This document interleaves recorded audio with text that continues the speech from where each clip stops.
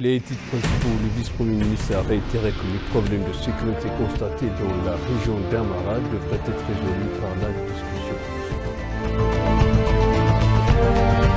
Le programme d'empreinte verte a été organisé dans les locaux de l'ambassade de l'Éthiopie à Islamabad.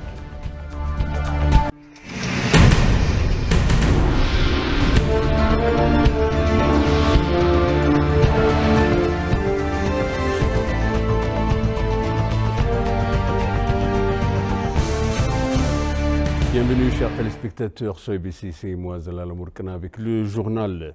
Le vice-premier ministre et ministre des Affaires étrangères Damaka Makonnen a déclaré que les problèmes de sécurité constatés dans la région d'Amara devraient être résolus par la discussion. Damaka a exprimé son message sur ses réseaux sociaux selon lequel les problèmes de sécurité observés dans différentes zones de la région d'Amara deviennent inquiétants. Ils ont réalisé que les meilleures façons de résoudre les problèmes est pacifique et que la discussion est appropriée sur les questions qui n'ont pas reçu de réponse. Ils ont souligné que l'approche en dehors de la discussion entrave la façon de résoudre les questions, nous fait perdre ce que nous avons et nous empêche de résoudre des problèmes que nous pensons devoir être vus en permanence.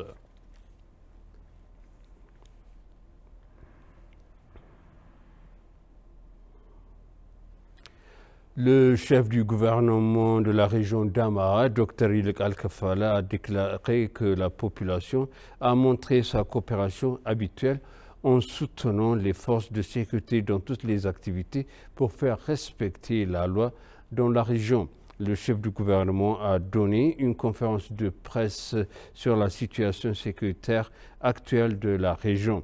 Selon Yilka, l'application de la loi relève que la responsabilité du gouvernement. Dr Yilka a déclaré que le harcèlement de la force de défense nationale devrait cesser lorsqu'elle se déplace dans différentes zones de la région pour faire appliquer la loi.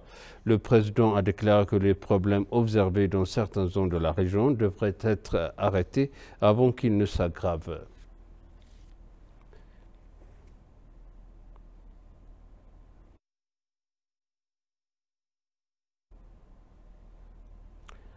Monsieur Gzachew Soumamo, coordinateur de la communauté éthiopienne et leader des jeunes de la société, a déclaré que l'accord entre les deux pays est très important pour le maintien de la paix et de la sécurité. Le récent accord bilatéral entre l'Afrique du Sud et l'Éthiopie fera en sorte que ceux qui commettent des crimes et quittent les pays et commettent des crimes de meurtre et de vol contre leurs propres frères seront traduits en justice. Gazaïn, qui a déclaré avoir mené plus de 148 campagnes pour prévenir les crimes de meurtre et de vol contre les Éthiopiens vivant en Afrique du Sud au cours des dernières années, a déclaré qu'il avait enregistré un résultat exceptionnel. L'accord permettra à ceux qui commettent des meurtres et payent jusqu'à 500 000 birrs et achètent des documents d'être expulsés. Gazaïn, qui a déclaré que le soutien des Éthiopiens vivant en Afrique du Sud n'est pas limité par leur position politique et leurs respectives, a mentionné qu'il avait grandement contribué à de nombreux appels nationaux au cours des dernières années.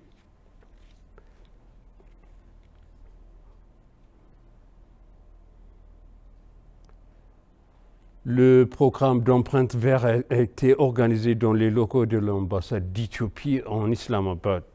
L'ambassadeur d'Éthiopie au Pakistan, Jamal Bakr, et le ministre pakistanais de l'aviation et des chemins de fer, terrestre Khwaja Sadaqtifq, le ministère pakistanais de contrôle et de supervision, Nayabad Bugti, le conseiller du Premier ministre pakistanais pour les objectifs de développement durable Nomina Khurshid Alam et d'autres responsables du pays et des ambassadeurs et des médias pakistanais étaient présents. Le Premier ministre Abiy Ahmed a lancé une empreinte verte tenant compte de la prévention de le changement climatique, du développement durable des avantages socio-économiques. Selon le programme, l'Éthiopie présentera différents types de fruits sur le marché mondial. Le ministre pakistanais de l'aviation et de chemin de fer terrestre, Khwaja Sadaqtifq, a exprimé son intérêt à travailler avec l'Éthiopie en étendant le programme d'empreinte verte au Pakistan. Il a indiqué que le programme d'empreinte verte que l'Éthiopie met en œuvre pour être considéré comme une solution alternative pour résoudre les défis du changement climatique.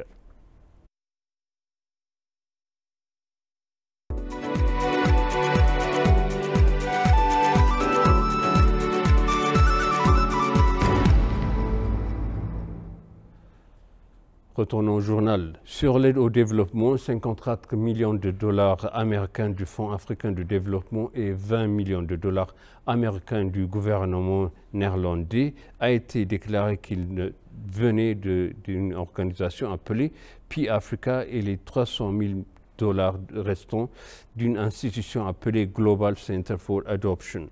L'accord d'appui au développement a été signé par le ministère des Finances à Ahmed Shideh au nom du Fonds africain du développement, directeur adjoint de la Banque africaine de développement de l'Afrique de l'Est, Abdul Kamara.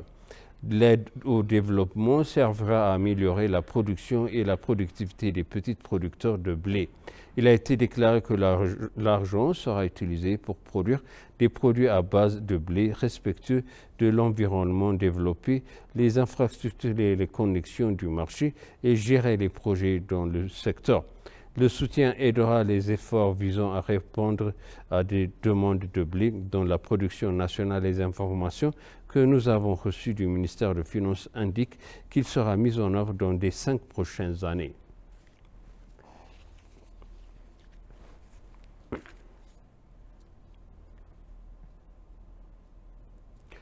Et finalement, le ministère de l'Éducation et du Développement, le ministère du Travail et des Compétences et les institutions appelées ont examiné la performance de l'année budgétaire 2015.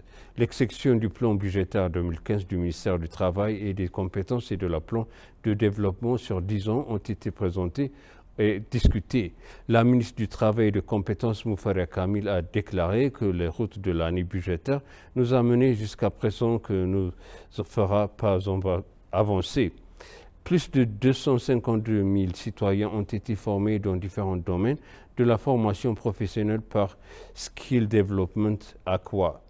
Selon l'étude étudiée pour réorganiser les institutions techniques et professionnelles avec les missions d'orientation, 76 techniques politiques sur 99 ont commencé à fonctionner.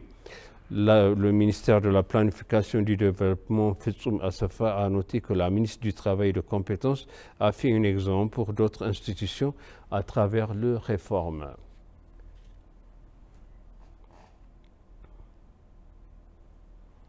Et maintenant, je vous rappelle les titres principaux. Le vice-premier ministre a réitéré que les problèmes de sécurité constatés dans la région d'Amara devraient être résolus par la discussion. Le programme d'empreinte verte a été organisé dans les locaux de l'ambassade d'Éthiopie à Islamabad. Chers téléspectateurs, ainsi s'achève le journal. C'était moi, Jalal Mortana, je vous souhaite une